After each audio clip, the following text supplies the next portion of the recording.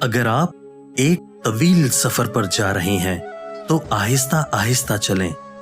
اس شخص سے بچو جس کے پاس کھونے کے لیے کچھ نہ ہو۔ شروع میں 1 انچ کی غلطی آخر میں 1000 میل ہو سکتی ہے۔ خدا کی چکی آہستہ چلتی ہے لیکن باریک پیستی ہے۔ مردہ آدمی کو نہیں معلوم کہ اس کی قبر کہاں ہے۔ جب آپ پیاس سے مر رہے ہوں تو اس وقت کنواں کھودنے میں بہت دیر ہو چکی ہوتی ہے۔ اونٹ جب تک پہاڑ کے نیچے نہ آئے اپنے سے اونچا کسی کو نہیں جانتا۔ عورت اور شیشہ ہمیشہ خطرے میں رہتے ہیں۔ اگر آپ خدمت نہیں کر سکتے تو آپ حکمرانی بھی نہیں کر سکتے۔ جب چور کو چوری کرنے کے لیے کچھ خاص نہیں ملتا تو وہ ریت سے بنے ہوئے خنجر کو بھی چوری کرے گا۔